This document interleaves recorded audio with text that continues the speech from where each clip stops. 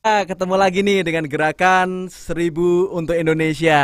Nah, setelah segmen satu, segmen 2 tadi kita udah berbincang banyak ya. Nah, segmen 3 ini kita bareng-bareng nih. Jadi semua tamu masuk gitu ya. Kita akan ngobrol bareng-bareng di sini dan nanti boleh antar keynote speaker boleh bertanya satu dengan yang lainnya gitu Mbak Ayu ya. Benar, Gimana dari mumpung obrolan kita tadi gimana Mbak Ayu? Sejauh ini Mbak Ayu. ada teman-teman artis yang lain dan ada guest yang lain, mungkin bisa mengisi kekurangan kita. Kita bisa Hmm, sharing untuk bicara tentang pendidikan, tentang yes. COVID-19, tentang musik, tentang yang Yes. lain-lain. Yes, betul banget Mbak Ayu. Nah, kalau tadi aku masih inget tuh yang disampaikan Mas Adi MS di segmen kedua bahwa ini kita juga Jadi pakai ini nih. masa-masa kita Nggak bisa, melakukan bisa. pendidikan nih sebenarnya di masa-masa chapter ini kita untuk naik ke next level kita. Kita dari pendidikan S1 jadi S2 jadi S3 gitu ya. Tentunya setelah pandemi ini kita diharapkan juga mempunyai new norm kalau tadi Mas Adi sampaikan. Nah, tetapi dalam perjalanannya kita kan juga pasti ada pressure nih ketika kita akan berubah untuk naik kelas. Kita menghadapi tes dulu, kita harus menghadapi tesis atau mungkin doktoral kita gitu lah. Terjadi pressure, terjadi stres. Nah, kita senang sekali sore ini kita juga ada Sanderson Oni atau Sandy kalau saya bilang Sandy. Halo Sandy. Ya, Sandy PSD, Hello, how are you doing? yes, beliau adalah baik. Sandy adalah mahasiswa dan doktoral dari Australia. Dan Australia ini yang saya dengar mahasiswa terbanyak gitu ya. Kemudian setelah Australia ada dari Amerika. Kalau tadi ada Permias juga dari Alvin. Sandy, apa kabar di Australia? Boleh ceritain dulu kondisi terkait pandemi ini di Australia seperti apa? Sure, absolutely. Jadi, puji Tuhan di Australia, we're slowly flattening the curve. So as of yesterday, we've actually eased some of the restriction and we can start visiting each other's houses. Jadi di Australia, di Sydney ini, kondisi sudah sedikit membaik, puji Tuhan. So things are getting a little bit better. Sebelum ini, we're not allowed to go out of the house. We are only allowed to go out to get groceries, essentials, and everything, but we're slowly easing them because it seems like the physical distancing is working well. Oke. Terkait jumlah ODP-nya atau PDP-nya yang positif berapa? Sandy update nggak? Berapa jumlahnya? Um, You can tell. saya kurang tahu kalau misalnya off the top of my head, Yes. tapi yang saya tahu is that the number of new cases every single day is slowly slowing down. Oke. Sebenarnya apa yang dilakukan di Aussie sana? Tadi government-nya atau ada physical distancing atau lockdown dan lain sebagainya? Yep, absolutely. Jadi selama sebulan terakhir kita benar-benar lockdown. Jadi kita nggak boleh keluar rumah, kecuali we're not allowed to go out of the house unless it's for exercise, unless we're going to work for stuff, and just to get essential groceries. Jadi it was very, very, very tight. Dan kemarin ini, they had a very, very heavy fine as well. Jadi kalau kita keluar rumah tanpa alasan yang baik, kita bisa kena denda sampai 20 juta rupiah per orang. Kasian banget ya kena denda. $2,000 per person. Okay, And so there was this one car where it had 4 people and they were fined $12,000 for one car. It happened. Gimana tuh Mbak Ayu tuh? Jadi menurut Pak Adi, ya, Pak eh, Sandy. Pak Sandy, di sana aturannya ketat sekali dan sekarang ini yang paling menarik adalah korbannya sudah mulai menurun, betul ya? Jadi jumlahnya berapa, Absolutely. dia tidak begitu mengikuti, tetapi yang paling terpenting adalah korban penularannya sudah mulai menurun. Betul, Itu yang betul. kita harapkan Iya, di sini iya. juga. Nah, Sandy, ketika ada penerapan ketegasan tersebut, very very tight, very very stressful, pasti kan juga warganya atau juga sekarang ini around the world juga mengalami hal yang sama, pasti ada stressful di situ gitu. Nah, ke dalam kondisi seperti ini, Sandy sebagai PSD di bidang psikologi, ada sarankah atau ada yang mau disampaikan supaya kita bisa memaintain ini sebagaimana? Yeah, absolutely. Jadi, right now I'm working in suicide prevention. Jadi I finished my PhD and working in suicide prevention. Dan betul sekali, all over the world because of social and physical distancing, there's more depression, there's more stress, dan akan kemungkinan peningkatan tingkat bunuh diri, suicide rates as well. Bahkan banyak pakar, there's a lot of experts that believe that a second pandemic is coming of mental health.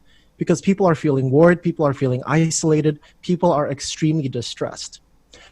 And kok jujur aja saya nggak malu, when we first started isolating, I was really stressed as well. I felt really depressed and I felt that, I feel really, really alone going through this. My family's back in Indonesia, I can't see my friends, and there was a lot of negative emotions. Jadi saya nggak malu ngakui bahwa saya pun yang selesai S3 psikologi, I'm going through these things as well. And a lot of people are going through the same thing.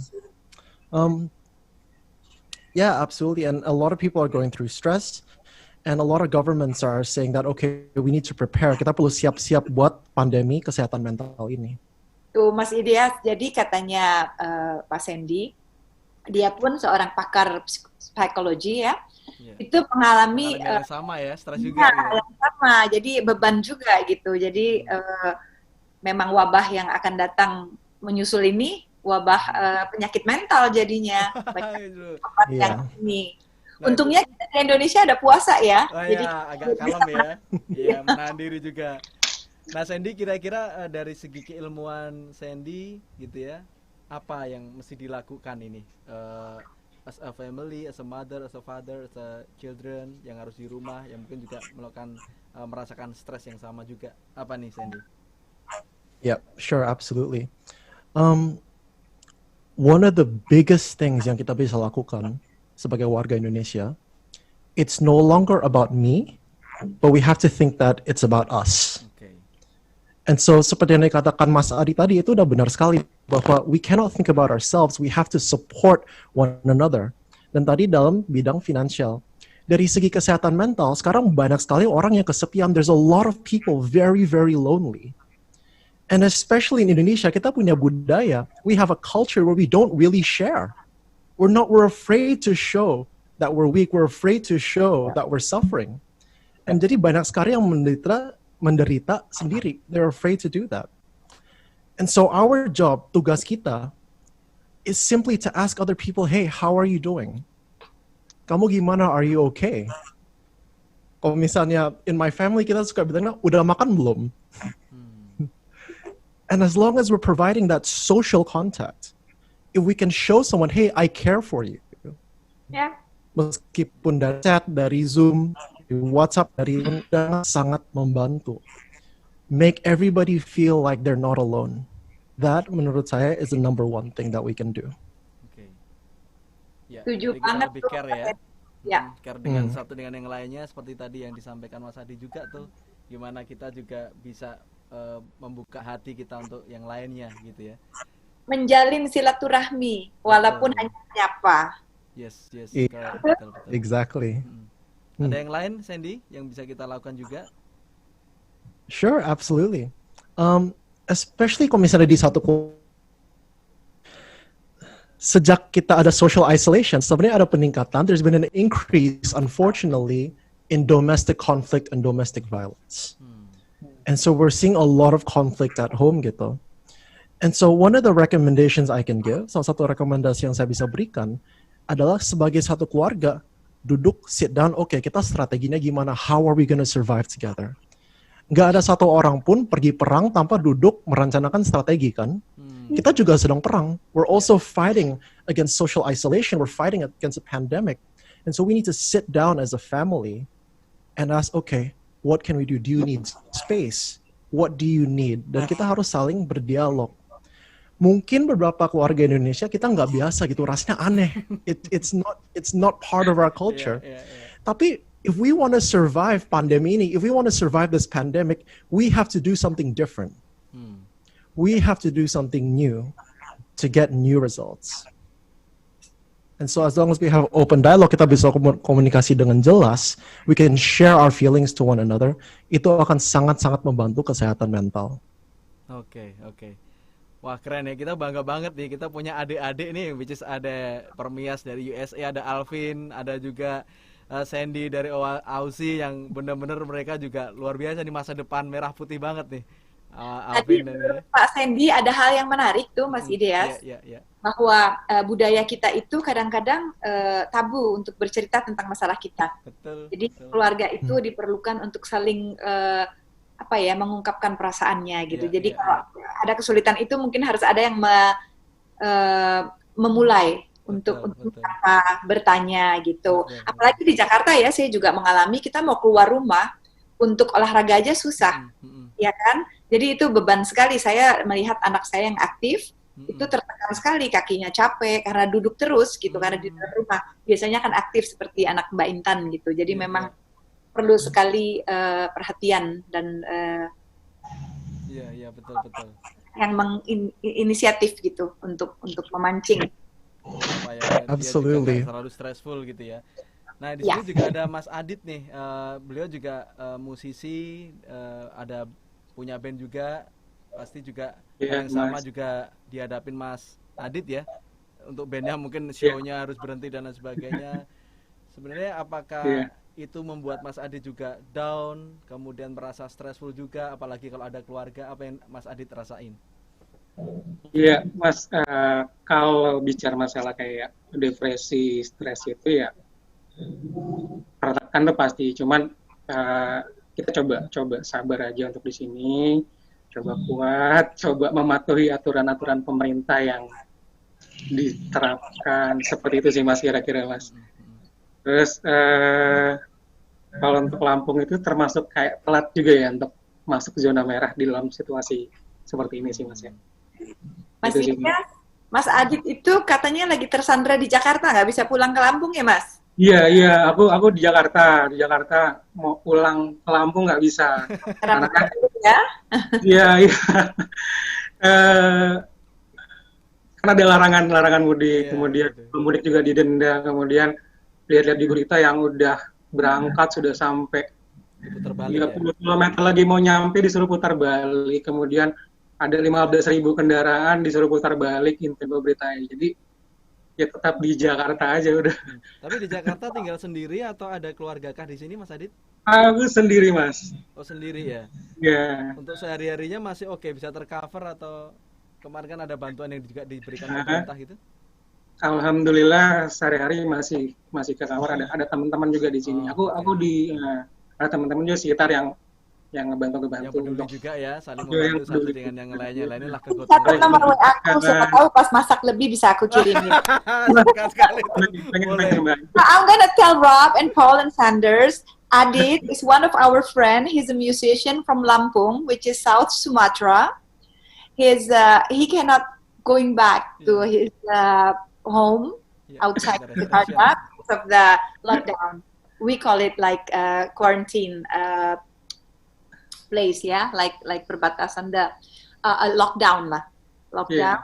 Then he had to stay here in Jakarta in one of the area Kalibata, yeah, in the apartment, and with a lot of friends helping each other. And I told him, write my number, text me sometimes, maybe if I cook more, then I can send it to him. Wah, aku juga mau tuh Mbak Ayu. Jadi semuanya yang mau dimasakin Mbak Ayu. Dimasakin nih, boleh. Berbagi sukacita gitu ya. Karena yang bisa kita lakukan dalam masa-masa pandemi seperti itu ya. Seperti halnya banyak teman, tadi ada Alvin yang juga berbagi dengan teman-teman yang lain walaupun dia juga di karantina di New York gitu ya. Kemudian juga ada Sandy di Australia yang juga terkarantina dan dia awalnya juga merasa stres gitu ya. Dan juga teman-teman ada Mbak Intan di Belanda, kemudian Mas Adi MS juga menyampaikan yang sama, Mbak Okta juga. Nah, dari sisi psikologi tadi juga Sandy juga udah menyampaikan. Kemudian saya ingin juga bertanya kepada Ibu Guru Kembar, Bunda Rian dan Bunda Rosi. Dari pembicaraan ini tadi kita juga sudah banyak mengupas ya tentang pandemi yang kita alami saat ini. Nah, kalau dari Bunda berdua melihat dari ada Sandy yang juga berkuliah hingga Australia, kemudian ada Alvin juga yang juga berkuliah kedokteran hingga Amerika. Kira-kira ada gambaran nggak dunia pendidikan Indonesia ini nanti ke depannya seperti apa supaya lebih baik lagi, dan harapan juga dari Bunda berdua seperti apa?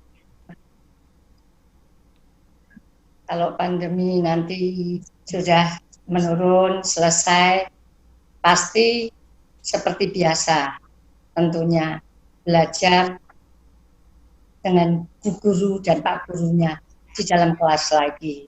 Kalau sekarang memang belum boleh, ya kita pakai FB dulu, pakai TVRI dulu atau pakai yang lain. Tapi tetap saya optimis pasti Indonesia, anak-anak Indonesia tetap bisa melewati yang sulit ini. Betul. Nah, Rosi, saya mau tanya, silakan Mbak Ayu. Ya, Bunda Rosi sama Bunda Rian, sebagai orang tua nih, saya di rumah kadang-kadang mengalami kesulitan menghadapi ataupun membimbing anak-anak belajar di rumah.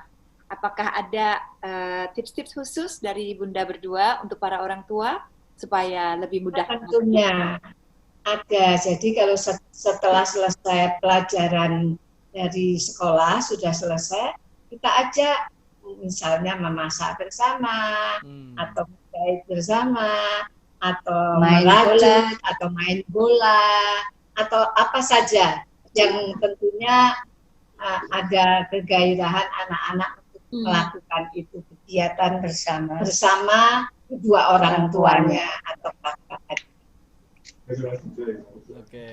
Wah, itu salah satu tipsnya Mungkin ya, Mas Mbak Ayu. Adi, iya, mungkin dari Mas Adi ada sesuatu yang bisa menyemangati para seniman, bukan saja seniman Indonesia, tapi ada we have Rob, Paul, and Sanders, also musician. Maybe you have a tips for us, Mas Adi? Ya, saya tips. Halo, dengar suara? Kedengaran, Mas. Halo? We're from Holland and the Netherlands.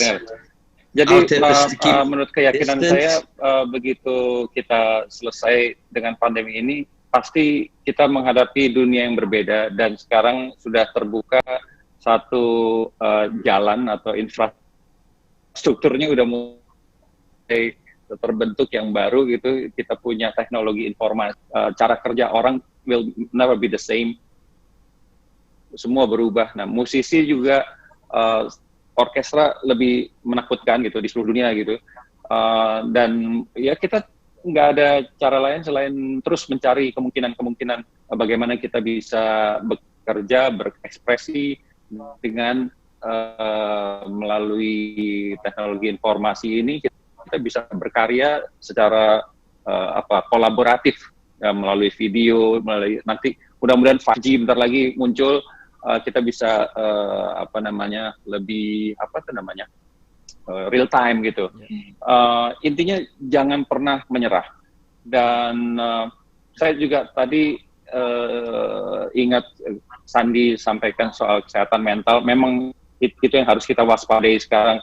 Kita selain mencoba untuk memberikan bantuan kiri kanan, bantuan penghiburan, bantuan perhatian, itu juga esensi. Hati-hati dengan second wave. Saya masih ingat, saya pernah baca bahwa di Spanyol 1918 yang lalu itu kan parah yang tadi saya sampaikan ya. Yang lebih parah ternyata second wave-nya ya. Grafiknya pertama begini, orang kemudian merasa oh udah selesai, kita party lagi. Nah, mulai second wave itu yang mematikan. Kalau nggak salah begitu yang saya baca. Nah, ini kita juga tetap mesti tadi Sandi juga sampaikan juga not about me but us gitu ya. Sekarang kita dengan epidemi ini kita dibuat lebih sadar lingkungan, sadar alam, kemudian juga sadar bahwa kita merupakan bagian dari yang lain gitu. Jadi kita bukan sendiri-sendiri, tapi kita benar-benar satu kelompok yang harus bersinergi satu dengan lainnya gitu. Ini semangat ini yang mudah-mudahan kalau kita ambil hikmah dari semua keburukan, ini hikmahnya yang saya rasakan gitu ya. Dan untuk itu coba untuk peduli terus-menerus. Paling tidak dari sekeliling kita nih, kita pasti punya tetangga dan sebagainya. Coba tanya siapa yang di sekeliling rumah saya ada pekerja harian gitu yang kemarin saya kumpulin lumayan, alhamdulillah bisa bantu. Nah, itu kalau dilakukan semua orang itu paling tidak kita kuat akhirnya meledak, chaotic gitu nantinya ya. Sistem lumpuh, orang punya uang, punya rumah sebagus apapun nggak akan guna. Seperti Suriah dan sebagainya, itu yang ekstrim. Tapi kalau kita tidak hati-hati, di tengah situasi seperti ini ada aja yang memanfaatkan secara politis bisa jadi lumpuh sistem. Nah, sebelum itu terjadi kita semua bisa berbuat. Ya. Sekarang ada gerakan 1000 untuk Indonesia. Ini yang kita bersyukur bahwa dengan gerakan 1000 untuk Indonesia ini diajak menyadari bahwa setiap orang sebenarnya bisa berdonasi. Setiap orang bisa peduli. Masa 1000 perak nggak punya? Nah, bayangkan kalau 1000, nanti ada 5000 dan seterusnya. Apalagi sekarang mendekati Lebaran. Biasanya orang cepat-cepat menyelesaikan kewajiban zakat 2,5% menyisihkan. Nah, sekarang nih nggak usah nunggu lebih lama lagi. Sekarang ini itu bisa dicicil kemana-kemana 2,5% itu untuk yang membutuhkan. Paling tidak melalui gerakan 1000 untuk Amin. Indonesia. Thank you, Mas. Yes. Ingetin. Mas Didias, tadi pertanyaanku ke Mas Adi itu belum diizin ke bahasa Inggris ya. Ada Rob, Sanders, Paul, and Sandy. I heard Rob is already want to say something. I asked Mr. Adi MS to give guidance or advice what he thinks about this pandemic for us as an artist or musician, and he very optimistic that will be something new coming, and it's already showing us the IT things. This format is already coming, and it'll come something else, maybe better than that, like 4G or something like that. And then now he is very happy with that. And then also about Sandy said, he mentioned also about we have to care of each other and another. Yes, and another one is what I think we are an artist is always have that empathy to the others through our creativity. So you guys can talk about that. Yeah, to say anything you wish to say. Sanders here, Paul here, and Rob also. Go ahead. Thank you Mbak Ayu, dan thank you untuk ini sebagai closing sekalian. Ini Mas Hari Koko masuk nggak nih? Suaranya kedengeran nggak? Tadi Mas Rob mau ngomong tuh, Mr. Rob, Harvest Moon. Rob? Hello? Say something? Or Sanders?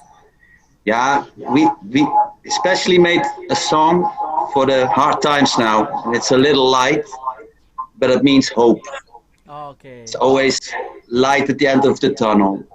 So I hope everybody enjoys the song and gets some strength out of that song Of course, to thank you. carry on Have you been to these hard Indonesia? times.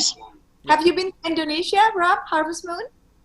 Not yet. We're planning to, We will. but plans now are difficult.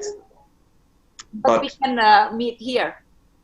yeah, of Perfect. course, Yeah. like this. Iya. Okay. Oke. Thank you Rob.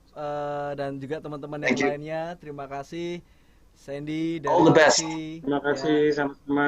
Mulyano, thank you. Yes, Bro Mulyano dari Singapura, Mbak Intan Ya. dari Belanda, Bunda Bunda Rian, Rosi, Bunda Rian sekalian, kemudian Alvin dari Permias USA, thank you. Aku pikir Dan ini yang pembicaraan saya yang sangat asik ya, sangat enjoy, tapi kita dibatasin waktu. Mungkin nanti in the next time, in the next episode kita bisa ngobrolin lebih dalam lagi, karena dari Sandy tadi juga banyak yang masih bisa digali, dari Alvin juga masih banyak bisa digali, dari Mas Adi MS pun banyak ide-ide brilian yang luar biasa, juga dari Bunda Rosi dan Bunda Rian. Cuman karena kita sebentar lagi juga harus persiapan berbuka gitu ya, waktu kita terbatas, kita akan sambung lain waktu ya Mbak Ayu ya. Mas, ya gerakan 1000 untuk Indonesia Ya. bukan hanya untuk donasi atau jumlah value uangnya aja, tetapi partisipasi kita sebagai anak bangsa, Betul. anak dunia untuk saling mendukung satu sama lain. Oke, betul sekali. Jadi ini semangat anak bangsa, bahkan semangat world collaboration seperti ini, kita bisa menang mengatasi COVID-19. Indonesia tangguh, Indonesia menang, dan kita akan segera dengerin nih lagu dari Mas Adit dengan bandnya Cherry Trees ya. Mas Adit juga punya band Cherry Trees dan dia punya lagunya. Dan teman-teman, terima kasih untuk kebersamaannya dan seluruh Indonesia. Terima kasih dan selamat mempersiapkan berbuka puasa. Bertemu lagi di Gerakan 1000 Rupiah YouTube Live Channel di minggu depannya. Oke, bye bye everyone. Terima kasih. Thank you. See you. Bye everyone. Yeah.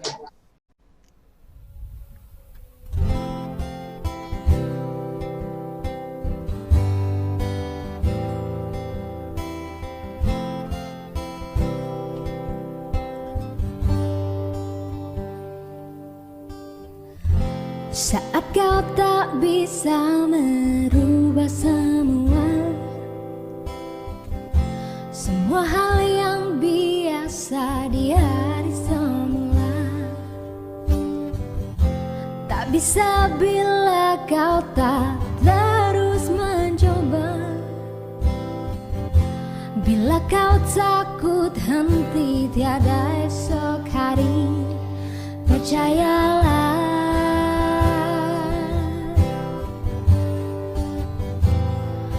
kita bisa.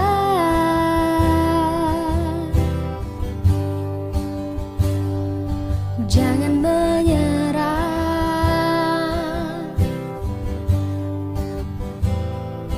terus berjalan,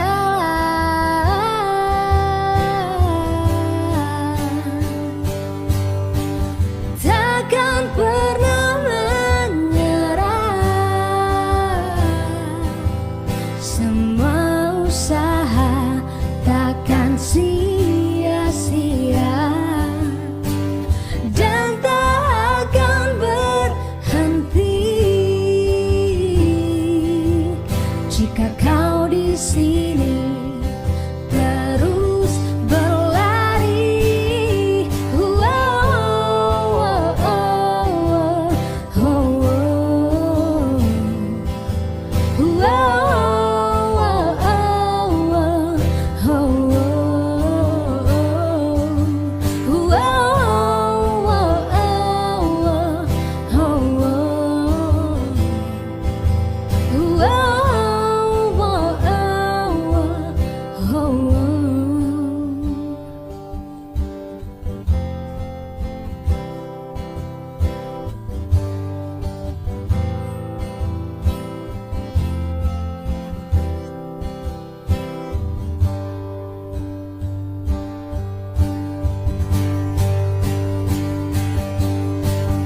Takkan pernah menyerah, semua usaha takkan sia-sia dan tak akan berhenti jika kau di sini terus berlari.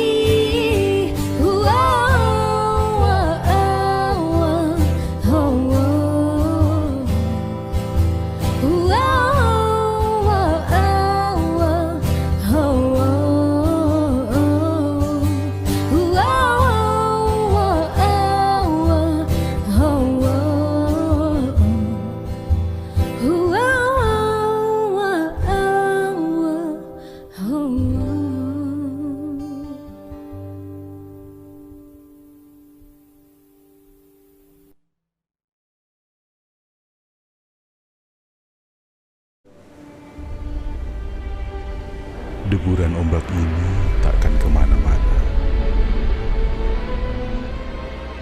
Hijaunya hutan ini takkan kemana-mana. Tetesan embun ini takkan kemana-mana. Megahnya gunung ini takkan kemana-mana. Indahnya negeri ini takkan kemana-mana. Menanti dengan sabar selagi Ibu Pertiwi bernafas kembali, agar langit kembali biru, air kembali jernih, dan tanah kembali subur. Penantian yang sama juga tengah kita jalani. Penantian yang disertai harapan dan keyakinan bahwa semakin disiplin kita memisahkan diri, semakin cepat kita dapat bersatu kembali dan menikmati indahnya negeri ini.